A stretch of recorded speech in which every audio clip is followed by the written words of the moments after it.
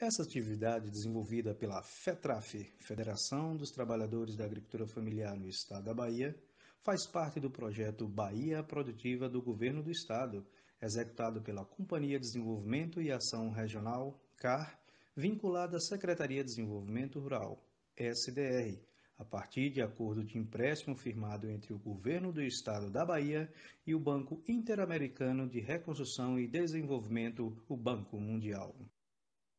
Nós estamos discutindo um pouco a respeito do cultivo da mandioca para a região semiárida e, para um primeiro momento, nós já falamos sobre alguns aspectos, como plantio, preparo do solo, adubação, e também falamos um pouco sobre algumas variedades que são adaptadas às condições de clima e solo da nossa região, que é a região semiárida. Hoje, nós vamos dar continuidade a essa conversa, né, trazendo um pouco a respeito dos tratos culturais, das principais pragas e doenças, e também do controle dessas pragas e doenças que acometem a cultura na nossa região semiárida. Também abordaremos um pouco a respeito da colheita e pós-colheita da cultura da mandioca. Bom, a gente vai iniciar falando um pouco a respeito dos tratos culturais.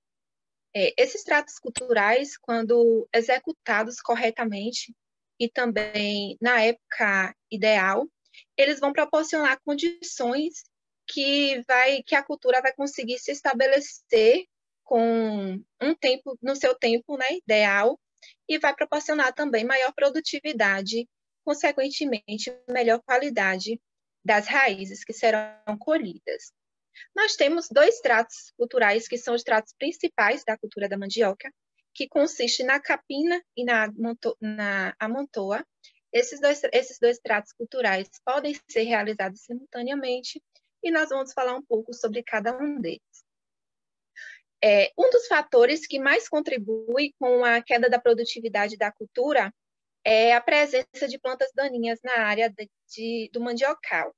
Isso porque as plantas daninhas, elas competem com a cultura por água, luz e nutrientes. Então, a gente precisa estar fazendo esse controle para evitar essa competição que irá proporcionar um menor rendimento de raízes ao final do ciclo.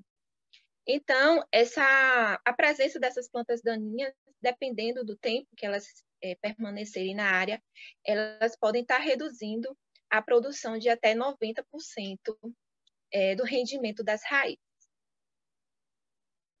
Então, é importante a gente estar fazendo esse trato cultural, que é a capina, principalmente até o 5º mês do cultivo da planta, das mandiocas, porque até o 5º mês, ou seja, até esses 100 primeiros dias de vida do ciclo da cultura, a planta da mandioca, ela vai estar em seu período crítico, que ela ainda vai estar desenvolvendo as suas raízes.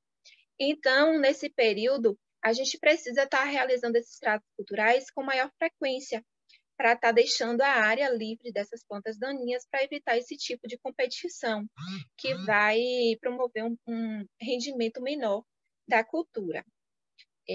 Tem também a questão da densidade de plantas na área, que pode estar promovendo a redução dessas plantas daninhas. As plantas de mandioca, à medida que elas vão crescendo, elas vão promovendo uma copa, né? Essa copa, ela vai estar recobrindo o solo, e as plantas invasoras, elas tendem a se desenvolver menos na presença de sombra.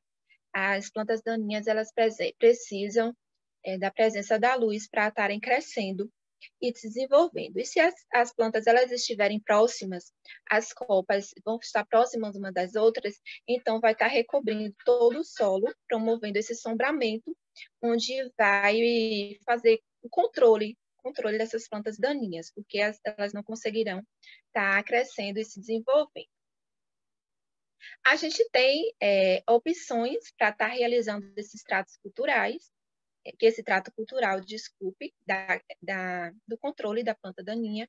Então, eu trago aqui 3 tipos de controle, de métodos, na verdade, para realizar o controle, que é o mecânico, o químico e o integrado.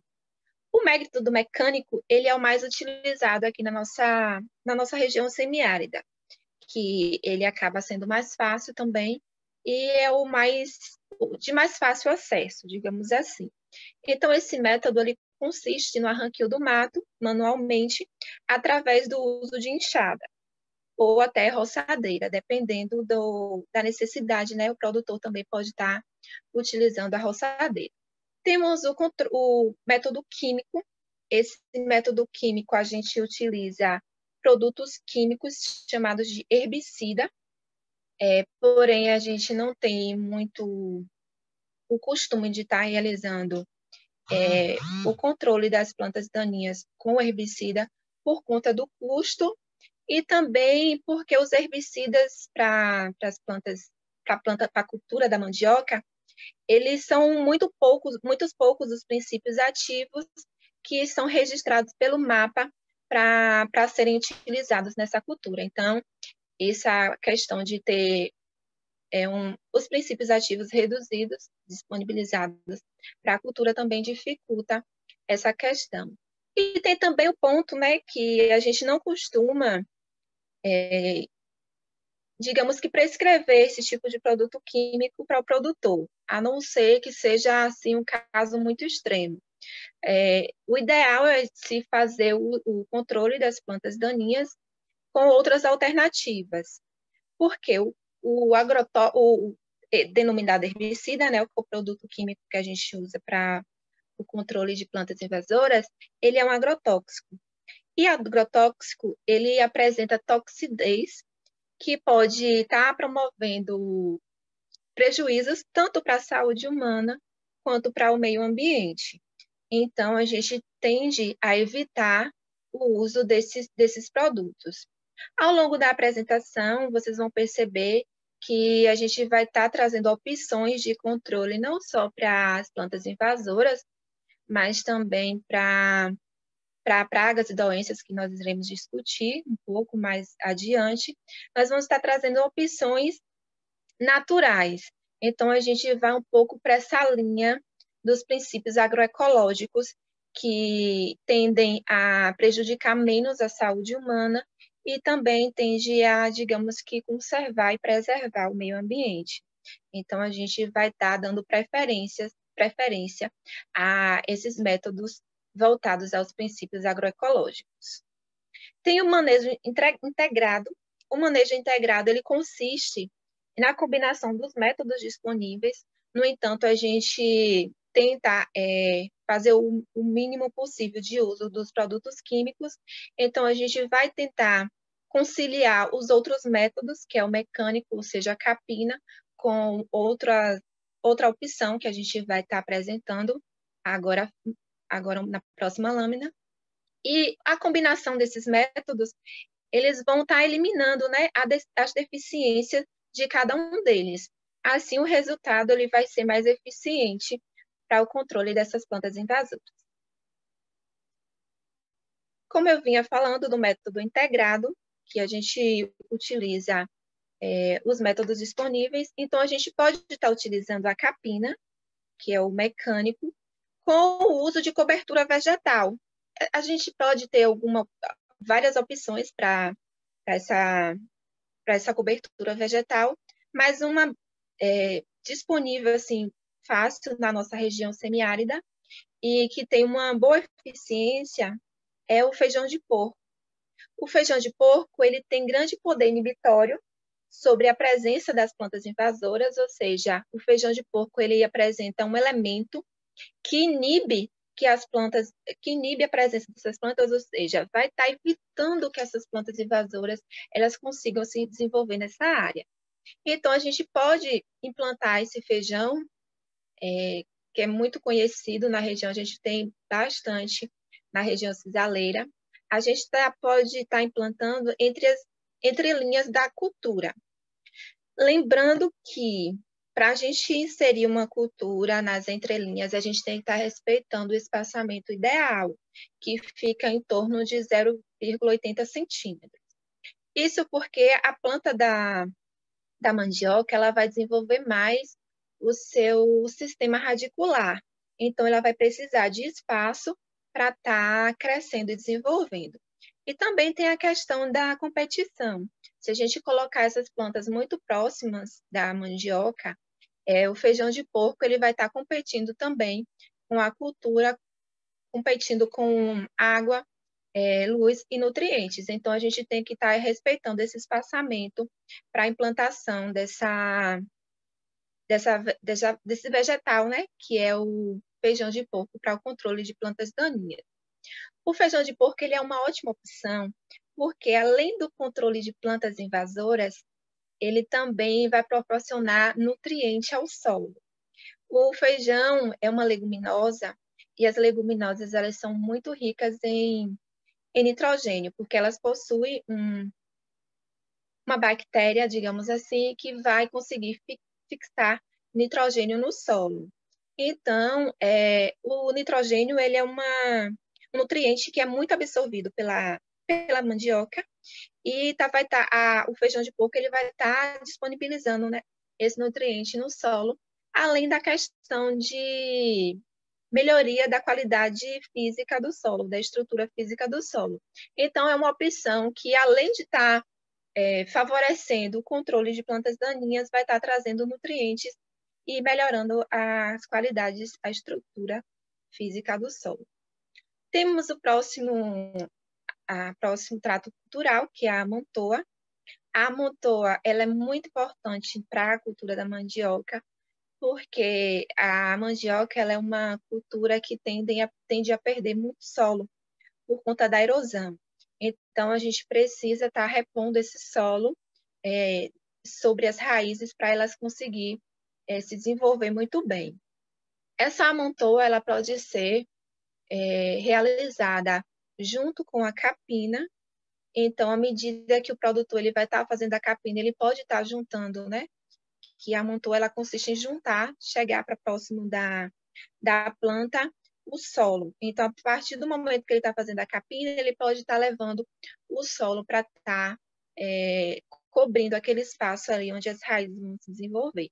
E esse método, esse trato cultural, ele vai estar mantendo, né, a qualidade das raízes, porque se elas ficarem expostas, elas vão estar sujeitas a pragas, a doenças, a algum tipo de animal que pode estar danificando. Então, é importante estar fazendo essa amontoa para manter essa qualidade. Um outro trato cultural é a poda. No entanto, a poda ela não é indicada para a cultura da mandioca. Ela pode ser realizada em alguns momentos, se houver uma justificativa plausível para estar realizando essa poda, mas nós costumamos não indicar esse trato cultural. Isso porque a poda ela reduz a produção das raízes. A gente sabe que para podar a gente precisa cortar a planta. Então, a planta, para se recuperar, ou seja, para brotar novamente, ela vai precisar disponibilizar nutrientes e energia, né? Ela vai precisar de energia para estar rebrotando. E, ao invés de estar disponibilizando a energia para estar produzindo as raízes, ela vai precisar disponibilizar, direcionar, na verdade, essa energia para os novos ramos e as novas folhas que serão brotadas. Então, a gente vai acabar um pouco com a produção de raízes ficando um pouco comprometida, reduzindo esse rendimento. Também vai reduzir o teor de carboidratos, justamente pelo mesmo motivo, porque a planta ela vai precisar direcionar nutrientes e energia para a produção de novas folhas e também porque a planta ela não vai estar produzindo fotossíntese, não vai realizando fotossíntese, e os carboidratos eles são produzidos a partir da fotossíntese. Então, acaba que vai ter uma redução desse assimilado. Vai facilitar a propagação de pragas e doenças. A planta, ela, ao sofrer o corte, passar por esse processo de corte, ela vai estar com abertura, né? Então, esse ferimento, digamos assim, vai ser como uma porta de entrada para doenças, para fungos e bactérias que poderão proliferar doenças na planta e ocasionar grandes danos na lavoura.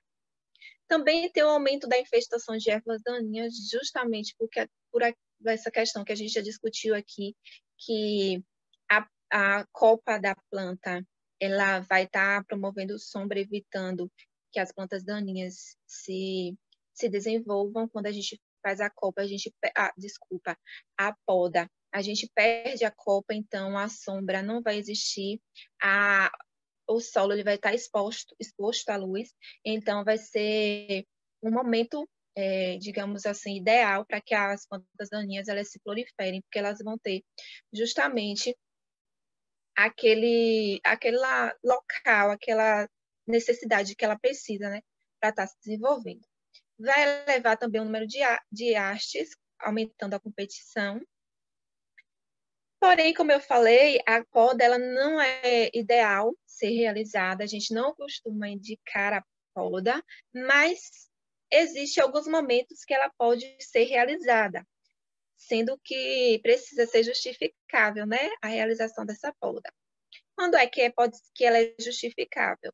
Quando o produtor ele necessitar de material genético para o plantio, algumas vezes o produtor ele pode ter na região a presença de chuvas e pode estar querendo implantar uma nova lavoura de mandioca, mas devido à planta, essa lavoura que está estabilizada não apresentar o ponto de colheita, ele não vai ter, né, o material para estar reproduzindo novas plantas. Então, o que é que pode acontecer?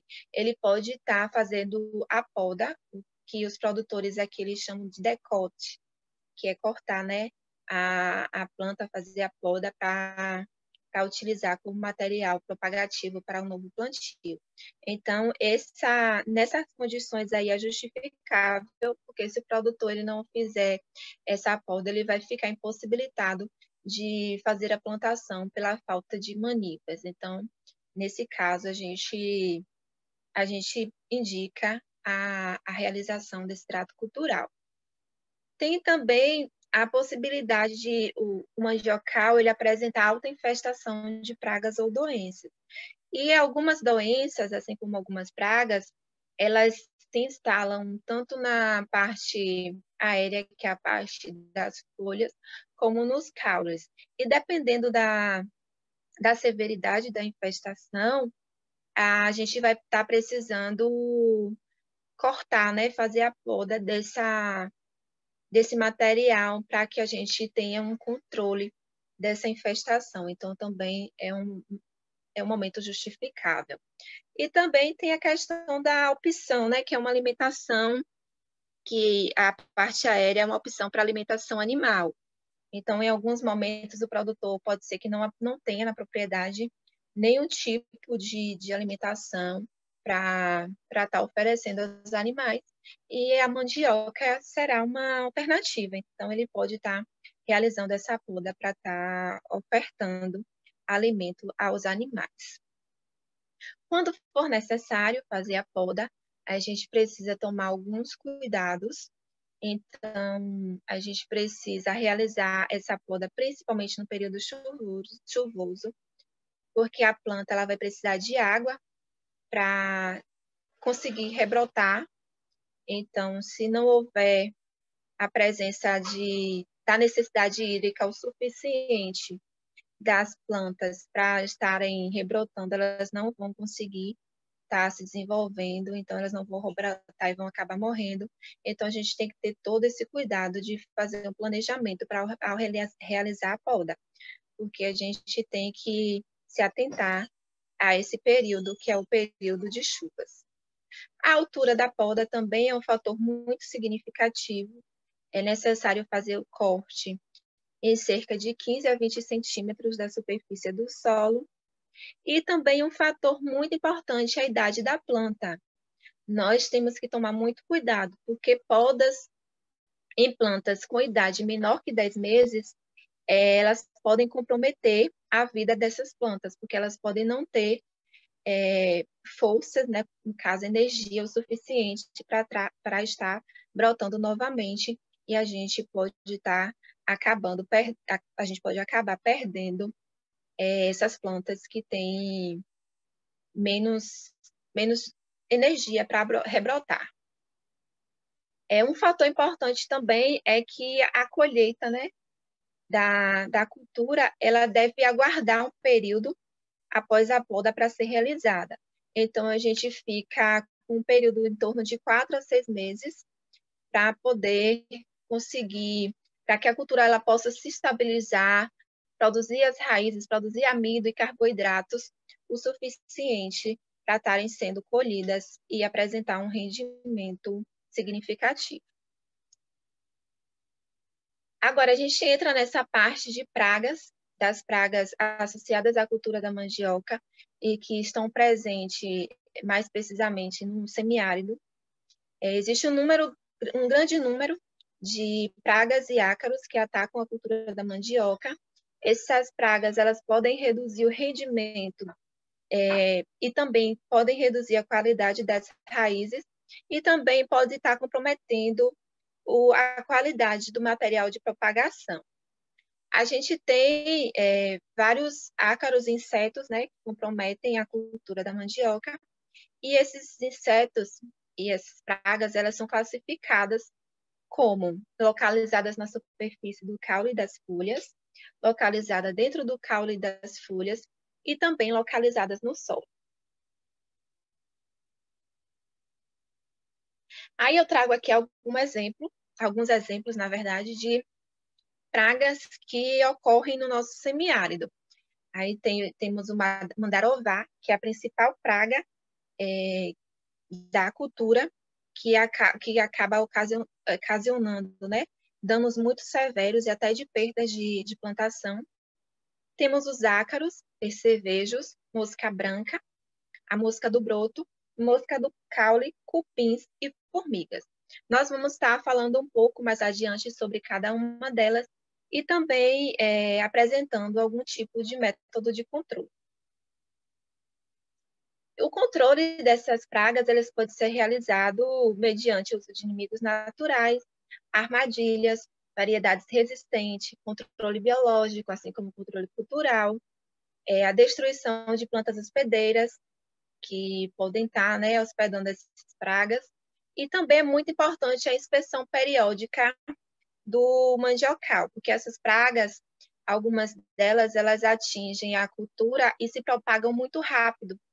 Então, se o produtor ele não tem essa atenção de estar sempre na lavoura, observando a presença dessas pragas, pode ser que em um momento ele se depare com uma situação muito crítica, porque elas podem se propagar muito rápido.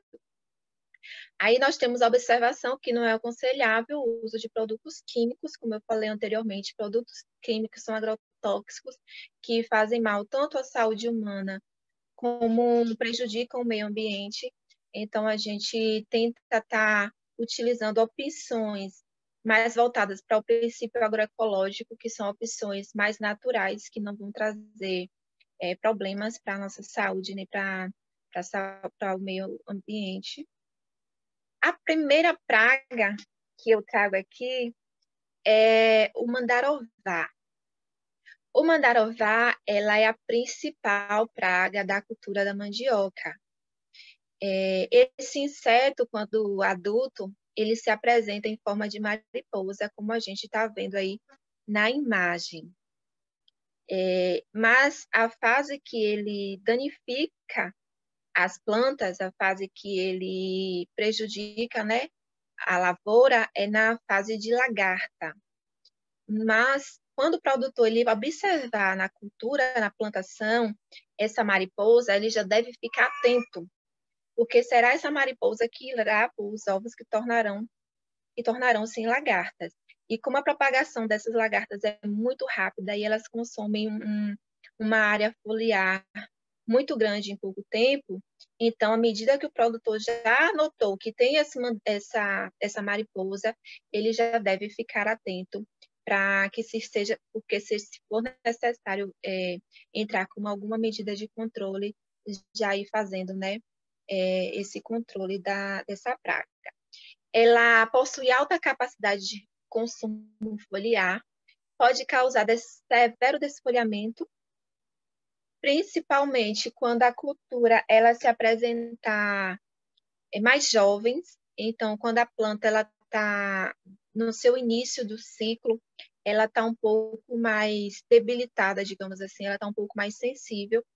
Então, com o ataque dessa praga, ela pode não conseguir estar rebrotando novamente, porque o mandarová ele pode consumir até todas as folhas da planta e ela vai precisar de energia, né? O suficiente para estar rebrotando. Se ela for muito jovem, ela não vai ter essa energia para conseguir brotar novamente. Então, o mandarová ele ocorre em qualquer época do ano, mas o mais comum é no início da estação chuvosa ou no início da seca. É uma praga esporádica, ela pode aparecer esse ano e com alta infestação no ano seguinte pode não aparecer e até demorar vários anos para infestar novamente a cultura. E é uma praga de difícil identificação, porque essas lagartas, quando elas estão no início do seu desenvolvimento, elas têm um tamanho muito pequeno, cerca de 5 milímetros. Então, é um pouco difícil de visualizar. Tem também a questão da coloração. Ela apresenta uma cor verde bem parecida com a folha da planta. Então, pode acabar passando despercebida. O produtor pode não ver essa praga no início da sua proliferação, o que vai ocasionar que ela se prolifere mais rápido e venha causar danos à plantação. Esse inseto, ele quando completamente desenvolvido, ele já muda a coloração, a lagarta ela vai ficando com uma cor mais escura, e pode ir variando de vermelho, de um tom amarronzado até um tom avermelhado. E essa lagarta, apesar de ser pequena, ela consome uma grande área foliar, fica em torno de 1.107 centímetros de área foliar para um consumo de uma lagarta apenas. Então, se a infestação for muito grande e houver muitas lagartas na área, o consumo pode ser total do mandiocal. A gente tem algumas opções aqui para o controle, que são práticas preventivas, na verdade, que consiste na aração da área para o novo plantio, porque isso vai revolver o solo, então as pulpas elas vão ser enterradas e outras elas podem ficar expostas na superfície, então elas vão estar em contato com o sol, os raios solares eles podem estar prejudicando essas pragas e elas podem acabar morrendo de acordo com essa exposição ao sol. Tem a questão da eliminação das plantas invasoras, que é muito importante, pois essas plantas elas podem servir de hospedeiro para essa praga, e o controle ele deve ser realizado imediatamente, assim que o produtor ele identificar de 5 a 7 lagartas pequenas em uma planta. Para o controle, o produtor, desculpa, ele pode estar realizando o controle manual, quando a área for pequena, né? Então, com essa área pequena, a gente tem a capacidade de estar realizando a catação dessas lagartas. Mas a gente tem outra opção, que é o controle biológico. O controle biológico a gente pode utilizar em áreas um pouco maiores. Em que consiste esse controle biológico? O controle biológico a gente faz com o uso de um vírus, se chama baculovírus. Esse baculovírus é um vírus de ocorrência natural nas lagartas. Então, esse vírus infecta a lagarta e ela vai estar sendo infectada e acaba adoecendo e morrendo. Como eu falei, é de ocorrência natural. Algumas vezes o produtor ele nem precisa fazer o controle, porque o próprio vírus ele se estabelece por toda a plantação e todas as lagartas elas acabam ficando doentes e morrendo. No entanto, não é sempre que acontece esse caso de o vírus se propagar muito rápido e as lagartas adoecerem e morrerem. Por isso que o homem ele precisa dar uma ajudinha, né? Já que existe o vírus, que é natural e combate a lagarta, nada mais normal, digamos assim, do que a gente dar uma ajudinha e espalhar esse vírus por toda a plantação para que as lagartas elas morram rapidamente. Então, esse é o controle biológico. Esse controle biológico ele tem vários benefícios. Ele é seguro para o homem, para as plantas e também para os animais. Ele é seletivo, ou seja, ele não vai matar outros insetos, ele vai matar apenas o mandarová. Pode ser produzido pelo agricultor, e o agricultor ele pode armazenar esse vírus por alguns anos. Então, quando aparecer novamente a lagarta, ele já tem o produto para estar utilizando como um controle. Ele é uma opção, né, que substitui o controle químico. Possui elevada capacidade de permanência na área, ele fica ali na área por um bom tempo. Tem grande poder de dispersão, porque ele é líquido. O vírus que a gente consegue isolar, ele é dissolvido em água, e a água ela tem grande poder de dispersão, então a gente pulveriza uma planta e outras plantas podem estar sendo atingidas e fazendo o controle das lagartas que estão presentes nessas outras plantas, e ele é eficiente, né, no controle dessa praga. E como é que a gente faz para utilizar esse vírus que está presente nessa lagarta para controlar a própria lagarta? A gente vai isolar esse vírus. Como? Vamos selecionar na lavoura algumas lagartas que estão infectadas por esse vírus, ou seja, que estão doentes devido à presença do baculovírus. Como a gente identifica as lagartas doentes? Temos uma foto aqui na apresentação, onde a gente vê uma lagarta de ponta cabeça. Quando a lagarta do mandarová está doente com a presença do baculovírus, ela fica sempre assim, de ponta cabeça, e quando a gente toca na lagarta, ela não responde, ou seja, ela acaba perdendo os movimentos. Então, quando a gente conseguir identificar essas lagartas, a gente pode estar selecionando e coletando elas para produzir o nosso produto que será pulverizado na plantação. Então, a gente faz essa coleta. É importante a gente também coletar lagartas que já estão mortas, além das lagartas que estão doentes, mas a gente tem que ter o cuidado para não selecionar lagartas que morreram com outro tipo de doença, como é o caso de bactérias. Algumas lagartas elas morrem devido à presença de algumas bactérias que estão presentes. E como é que a gente identifica aquela lagarta que foi morta por bactéria e a que foi morta pelo baculovírus? As lagartas que foram mortas por bactérias, elas apresentam uma coloração diferente. Elas têm um tom tanto amarronzado, um tom bem mais escuro.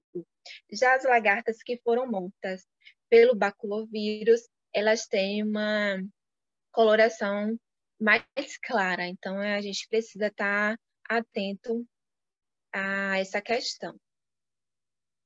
E aí eu trago aqui o preparo, né, do líquido que a gente vai utilizar para pulverização.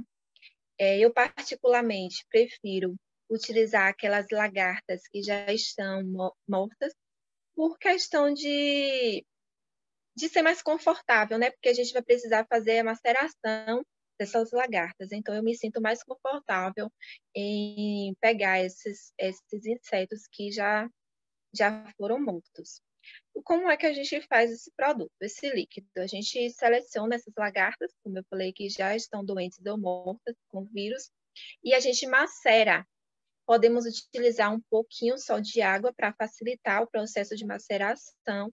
Então, a gente pode utilizar cerca de 5 milímetros de água para estar esmagando as lagartas.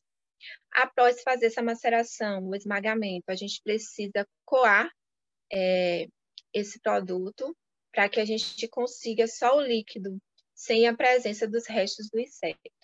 Conseguindo esse líquido, cerca de 5 a 7 lagartas, a gente consegue um total de 2 colheres de desse líquido, ou seja, desse líquido que tem a presença do vírus. E 2 colheres a gente vai utilizar em 200 litros de água.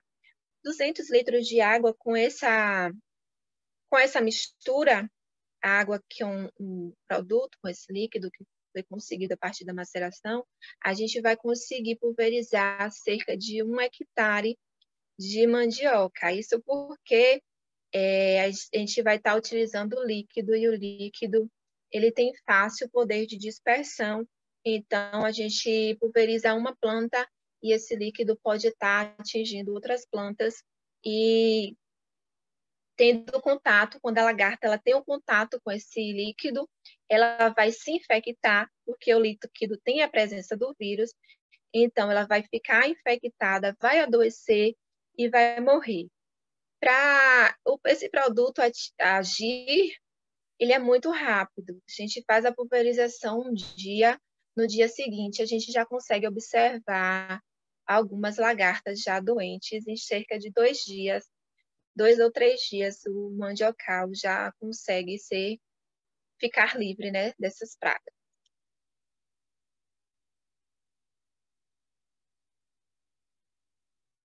Uma outra praga que também causa grandes danos é a mosca branca. A mosca branca, assim como o mandarovaira, também é de difícil identificação, porque a mosca branca ela é bem pequena também e ela fica na parte inferior da planta, então ela fica na parte de baixo da folha. Então a gente precisa ter muito cuidado, muita atenção para estar conseguindo identificar essas pragas logo no início da infestação. Essa mosca, ela suga a seiva da planta com seu aparelho bucal e à medida que ela succiona essa seiva, ela também vai estar ingerindo, né? Ingerindo não, inserindo, perdão. Ela vai estar inserindo uma toxina na planta. E é essa toxina que vai prejudicar a plantação, porque vai promover o enrolamento das folhas, principalmente das folhas novas, vai ocasionar o amarelecimento e a queda das folhas. E vai estar também, dependendo da severidade, matando, né, essas plantas. As raízes das mandiocas que apresentam infestação da mosca branca, elas também se apresentam amargas e aguadas. Essa mosca, essa praga, ela também atrai outras pragas, como é o caso das formigas e fungos. A mosca branca, ela excreta um líquido açucarado, e esse líquido açucarado vai estar atraindo as formigas e os fungos. Os fungos, eles podem recobrir a parte superior da folha. A gente chama esse fungo de fumagina, que é esse fungo escuro que a gente costuma encontrar na lavoura. Esse fungo recobrindo a parte superior da folha, a folha ela vai reduzir sua área fotossintética. A planta ela vai ser impossibilitada ou vai reduzir a fotossíntese. E a cultura da mandioca, ela consegue produzir seus assimilados, ou seja, carboidratos e amido, a partir da fotossíntese. Se a planta ela não realizar esse processo, então vai estar comprometendo a qualidade das raízes. Aí a gente tem aqui uma opção de controle dessa praga. Eu trago outra opção, mas a primeira opção é uma mistura com detergente neutro e óleo mineral. Para cada 10 litros de água, a gente vai precisar de 100 ml de detergente. Lembrando que o detergente ele precisa ser aquele detergente neutro para conseguir efeito positivo. E 100 ml de óleo vegetal. A gente pode estar fazendo essa mistura e pulverizando a área de plantação. Lembrando que a pulverização ela precisa ser realizada de baixo para cima, porque as pragas elas ficam localizadas na parte inferior das folhas. A gente também precisa tomar outros cuidados como medida preventiva, né? e a gente pode estar fazendo isso utilizando mandíbulas sadias, que não tem a presença da praga. E também temos os inimigos naturais, que fazem o controle natural desta praga. A gente tem como inimigo natural da mosca branca a joaninha, o percevejo e a vespinha. Nos mandiocais, que tem a presença desses insetos, eles não vão, a mosca branca ela não vai se proliferar, porque eles vão ter um inimigo natural que vai estar se alimentando, né? Então, vai estar conseguindo fazer esse controle. Outra opção para a gente fazer o controle das moscas brancas são as armadilhas, principalmente essas em forma de adesivo, em que os insetos eles se prendem nessas armadilhas. Eu trago aqui uma muito fácil de ser confeccionada e com custo bem baixo, né, para o produtor. Nós vamos precisar de garrafas PET, tinta na cor amarela, porque o inseto da mosca branca ele é atraído pela cor amarela, então a gente vai precisar estar pintando a garrafa. Arame, cola entomológica. Essa cola entomológica a gente pode confeccionar ela em casa, produzir ela em casa, mas ela é muito fácil de ser encontrada em casas agropecuárias. E pincel para a gente conseguir espalhar a cola por toda a garrafa. Aí, como é que a gente vai confeccionar? A gente vai precisar dissolver a tinta, porque precisamos pintar apenas a parte interna da garrafa. A parte de fora, a parte externa, a gente vai passar só a cola, a gente não vai colocar tinta. Precisamos pintar toda a garrafa para que não fique nenhum espaço que não seja amarelo. A gente vai pintar a garrafa por dentro e colocar a cola por fora. A gente espalha toda a cola para quando o inseto ele ser atraído pela cor e chegar próximo, ele ficar preso na armadilha. E essas armadilhas elas precisam ser penduradas, então a gente faz um furo no centro da tampa e coloca o arame ali para poder pendurar essas armadilhas na lavoura. Lembrando que a gente, dependendo da área, a gente precisa espalhar várias armadilhas como essa, para estar tendo um efeito mais eficiente no controle da mosca branca. Outra praga são os ácaros. Os ácaros eles também promovem grandes danos econômicos nas plantações. Esses insetos, eles se encontram em grandes números também na parte de baixo da folha, na parte inferior, e eles costumam aparecer na estação seca, podendo causar danos bem significativos. A gente tem uma presença muito grande desses ácaros na região Nordeste. Esses ácaros, eles se alimentam da planta, penetrando seu aparelho bucal, que é em forma de estilete, no tecido foliar, e eles fazem a sucção da seiva da planta. Alguns sintomas que a gente pode identificar, né, que a planta ela está com esse tipo de infestação, é que ela vai apresentar manchas cloróticas, pontuações e bronzeamento no limbo. Então, a gente vai perceber uma coloração arronzada nas folhas, com umas pontuações marrons, dependendo da infestação. Se for um caso muito severo, toda a folha ela vai ficar amarronzada devido a essas pontuações, morte das gemas, e as folhas elas vão ficar deformadas e vão acabar caindo, o que vai estar comprometendo também a fotossíntese. A gente tem no Brasil 2 tipos de ácaros que acometem, né, na cultura da mandioca. Nós temos o ácaro verde e o ácaro rajado, que são os ácaros que provocam danos. A gente tem o ácaro verde, que a gente vai falar um pouco agora, que se alimenta da seiva das folhas, mas o ácaro verde, ele costuma se alimentar das folhas jovens, ou seja, eles ficam na parte apical, na parte de cima da planta. E ocasiona danos no broto, nas gemas e nas folhas mais jovens, mas eles podem atingir também as folhas mais velhas. No entanto, é muito mais difícil a gente encontrar esse tipo de dano nas folhas mais velhas ocasionada por esse ácaro verde. Ele tende a se apresentar, a atingir mais as folhas jovens. Alguns sintomas, né, da presença desse ácaro são pontuações pequenas e amarelas nas folhas. As folhas elas ficam, dependendo da severidade, se for muito alta, toda amarelada, mas vão estar em forma de pontinhos essa coloração.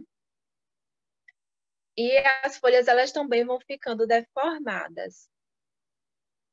Quando o ataque é muito severo, que as folhas elas ficam completamente todas amareladas, vai comprometer o desenvolvimento dessas folhas, né? Então, essas folhas elas vão ficar duras, vão ficar ásperas e elas vão acabar também caindo. Alguns momentos também, algumas vezes, essa coloração ela pode passar de amarela para marrom, que é quando a folha ela já está bem mais um nível, né, de dano bem mais avançado, e então a planta já está ali praticamente próximo a não suportar mais e a morrer.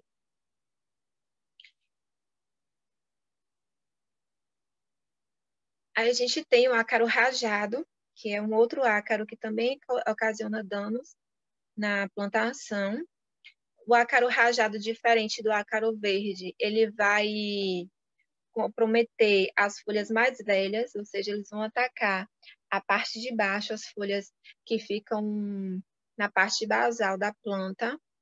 E quando as populações de ácaros aumentam e se distribuem por todas as folhas, ocasiona a mesma situação que o ácaro verde promove, que fica com uma coloração, né, diferente. No entanto, para o ácaro rajado, quando ele infesta a planta, a coloração se apresenta como se fosse um ferrugem, então fica um tom bem mais amarronzado do que o que o ácaro verde promove. E também quando o ataque é severo, assim como como o ácaro verde consegue promover esses ataques severos, ocorre também o desfolhamento. As folhas vão cair e, em casos mais graves, a planta ela vai acabar morrendo. Para o controle dos ácaros, a gente tem opções de prevenção, ou seja, um controle preventivo, porque até o momento o mapa ele ainda não registrou nenhum controle químico direcionado para essa praga. Então, a gente precisa estar fazendo um controle mais voltado à preservação mesmo. A gente tem o uso de cultivares, né, resistente, a prevenção, desculpa, gente, eu confundi os nomes. Mas aí a gente, para prevenir, precisa de utilizar cultivares resistentes, inimigos naturais que podem estar presentes na plantação. A gente pode deixar esses inimigos que eles vão acabar com a praga naturalmente. Então, os coleópteros são... na verdade, o coleóptero é a ordem de inimigos naturais do ácaro. E como exemplo de coleóptero, a gente tem o besouro e a joaninha. Então, o besouro e a joaninha são inimigos naturais dos ácaros e podem estar fazendo esse controle natural. É necessário fazer inspeção periódica, destruir os restos de cultura em que a praga ela esteja presente e também selecionar materiais, né, livres desses ácaros para estar realizando o plantio. Então, a seleção do material genético sadio de qualidade é de grande importância na prevenção, no controle preventivo do ácaro. Outra praga muito comum e encontrada em praticamente quase que todas as lavouras aqui do nosso semiárido é a mosca das galhas. a mosca das galhas, elas colocam seus ovos na superfície das folhas, e então as folhas elas vão responder com um processo, com a reação fisiológica, né? Que é um processo natural da planta. Ela vai responder promovendo uma cápsula para isolar a presença, né, desse material que não é comum de estar na superfície dela. E à medida que ela faz esse isolamento, ela vai promover essa galha, essa verruga, que a gente chama de verruga, que é para isolar a presença dessa larva. Então,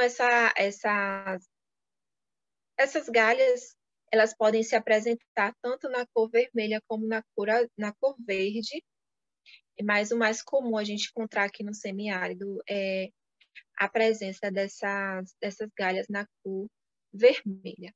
Para o controle, a gente não tem um produto específico, então o produtor ele vai precisar estar tirando manualmente as folhas da lavoura, as folhas atacadas, e apesar, né, de reduzir também a fotossíntese, porque como a gente vai precisar tirar as folhas atacadas, vai reduzir a área foliar para a fotossíntese, apesar disso, a mosca das galhas, elas não acometem um dano econômico muito grande, né, na cultura, na produção da mandioca.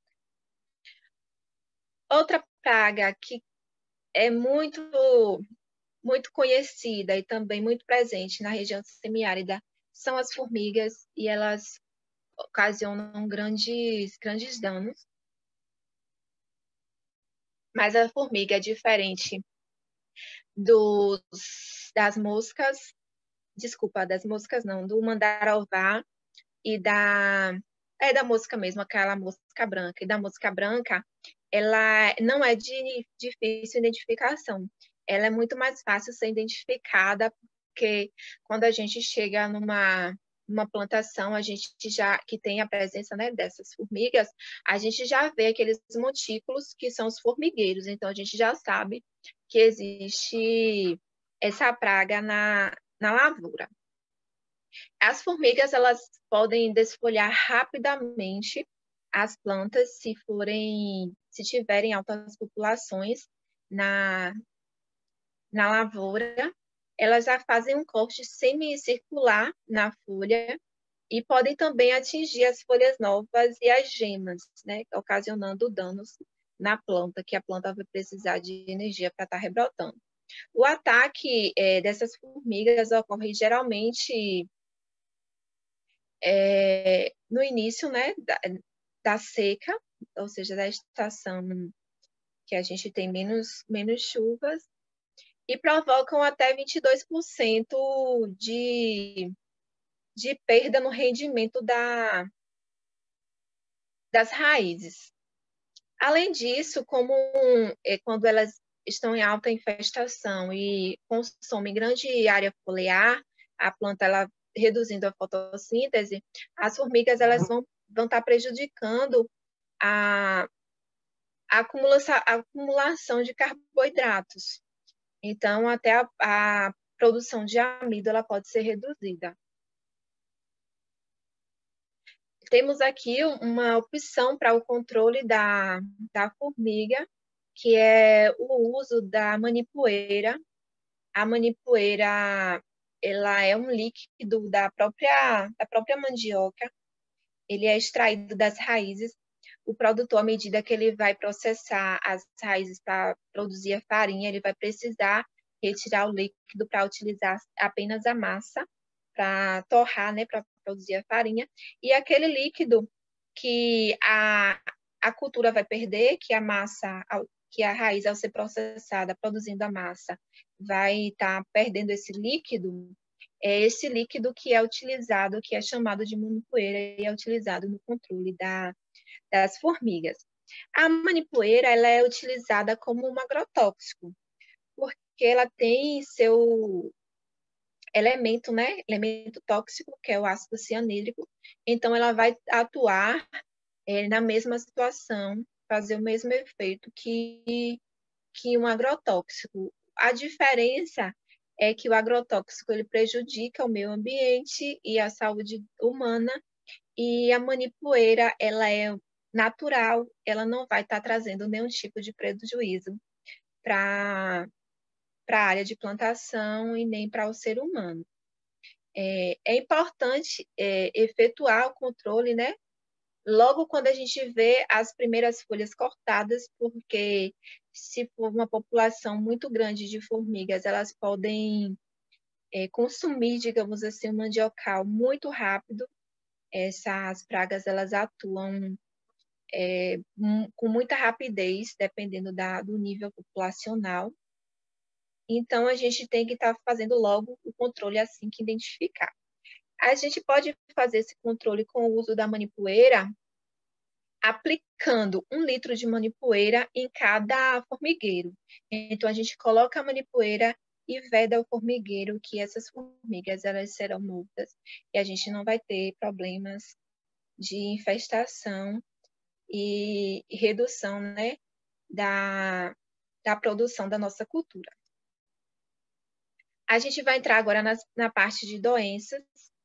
Vamos falar primeiro sobre a podridão radicular, que é uma doença limitante da cultura da mandioca. Ela aparece com muita frequência na região Nordeste e ela pode ocasionar até 30% de perda na produtividade. Ela ocorre a partir de um fungo não, são 2 fungos que acometem essa doença, e ela é mais acentuada e mais presente em solos que têm um alto teor de encharcamento.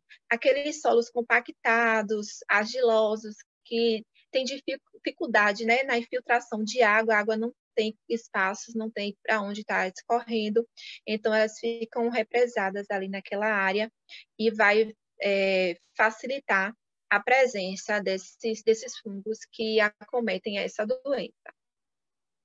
A gente tem como sintomas da podridão radicular raízes podres e moles, com odores muito fortes, parecido com o odor de matéria orgânica em decomposição.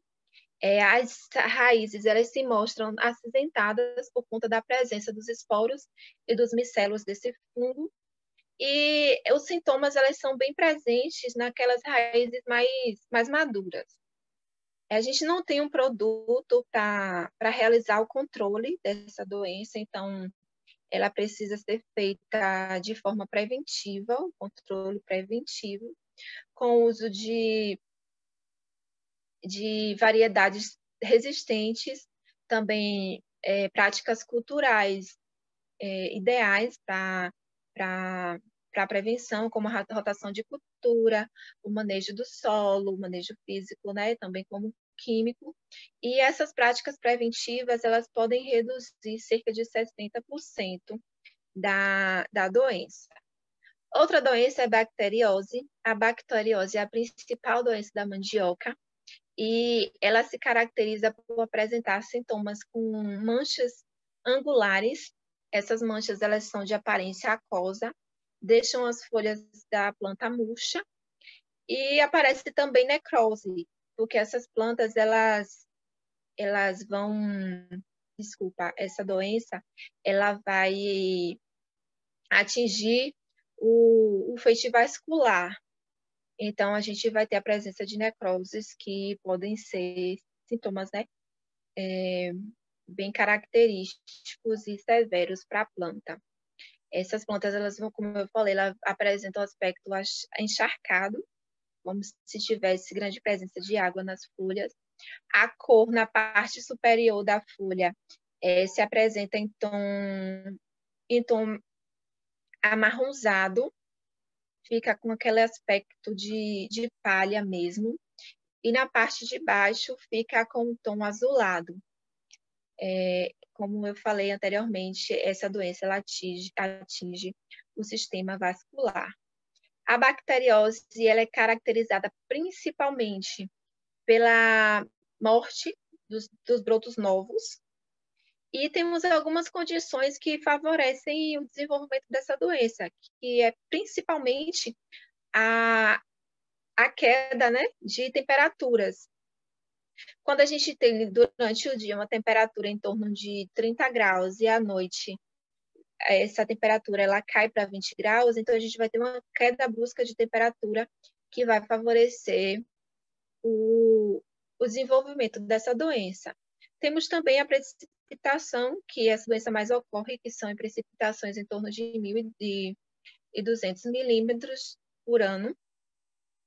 O controle também é preventivo, a gente precisa fazer rotação de cultura, remoção de materiais contaminados da área, eliminar as plantas daninhas que podem servir de hospedeiras e sempre utilizar material propagativo de qualidade sadio, livres da presença dessa doença. Outra doença muito comum é a antracnose.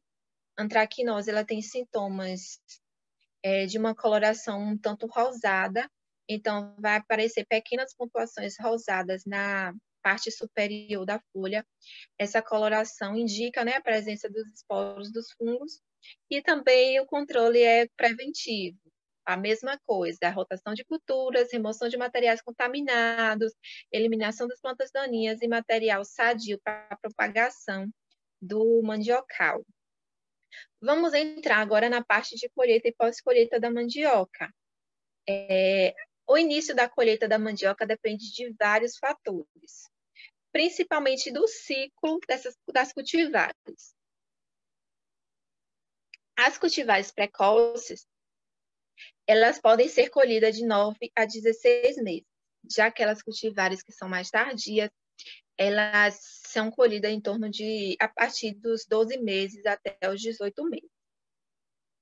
Para a colheita da mandioca, a gente precisa observar algumas questões que podem tanto antecipar quanto retardar a colheita.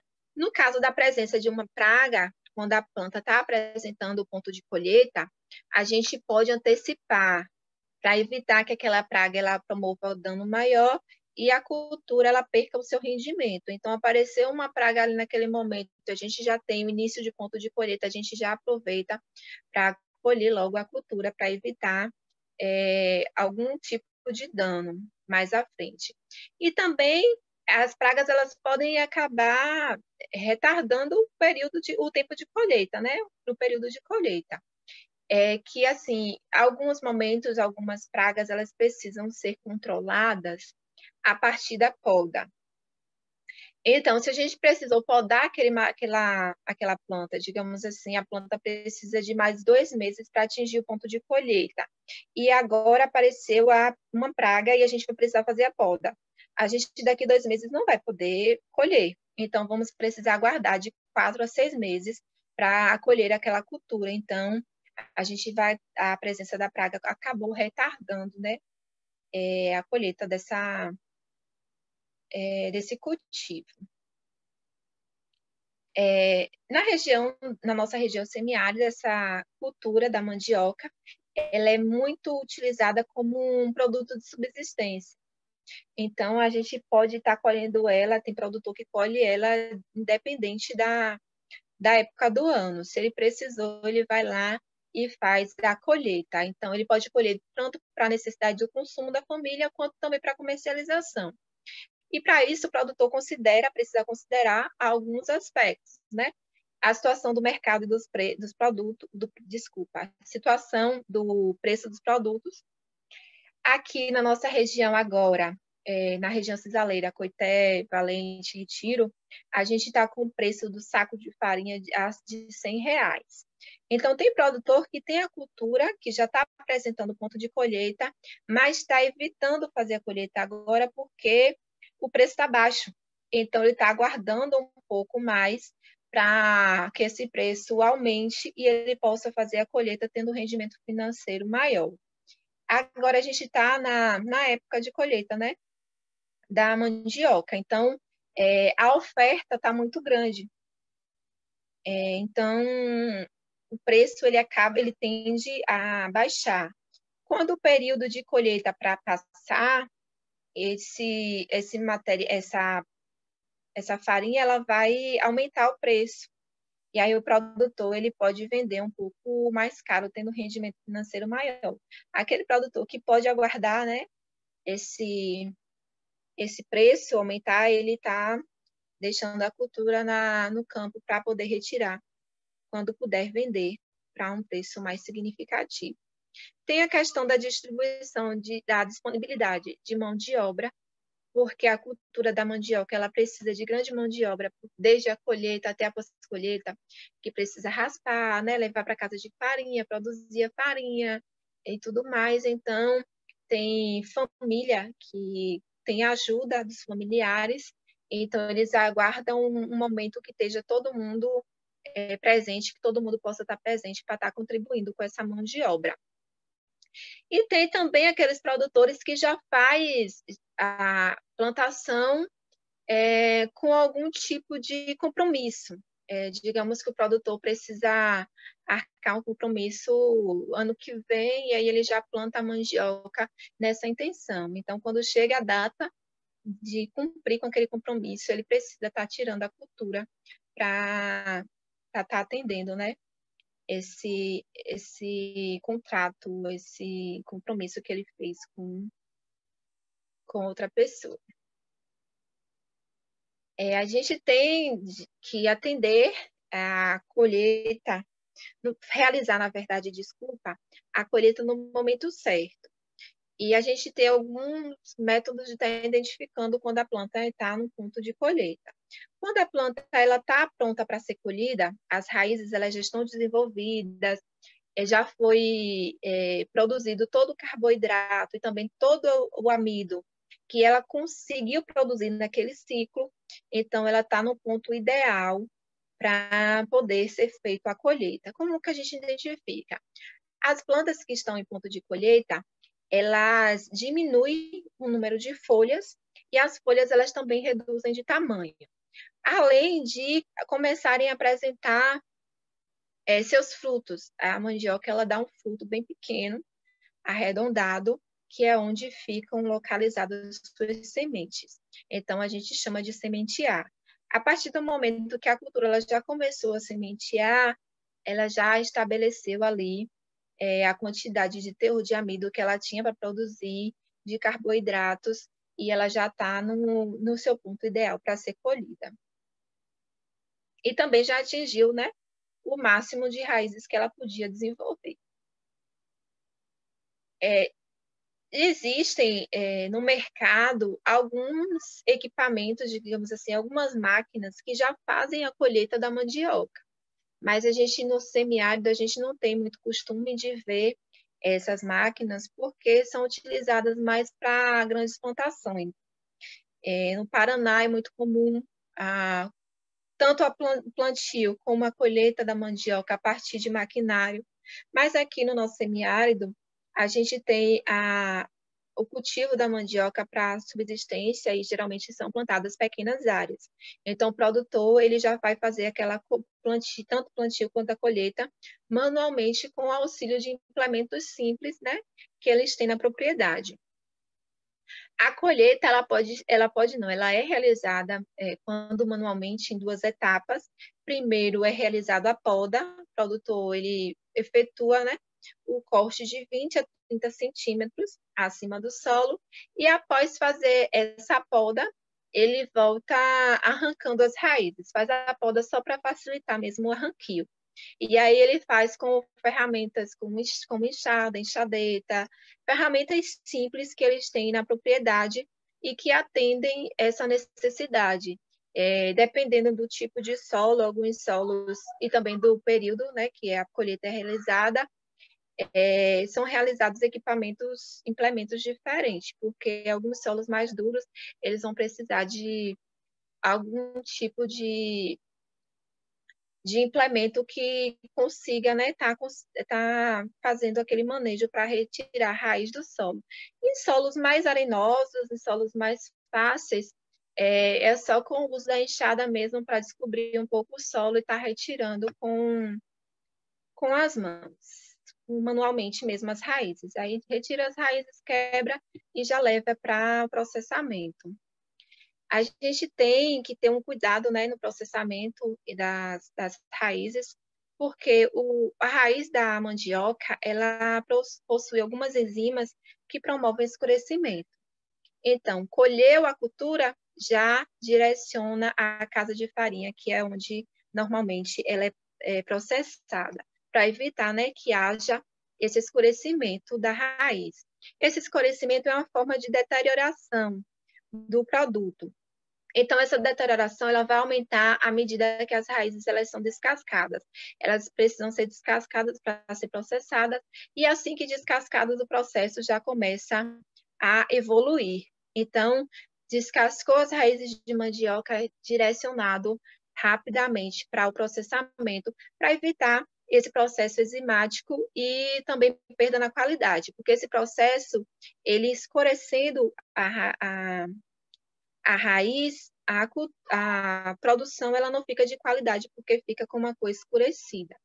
Então, falando mais uma vez a respeito, né, dessa parte de processamento, o ideal é processar a cultura no máximo até 24 horas após ela ser colhida, para a gente evitar esse processo de deterioração que vai estar cometendo uma qualidade um pouco inferior da produção. E é isso. Eu quero desejar a todos boa sorte nessa nova jornada, né?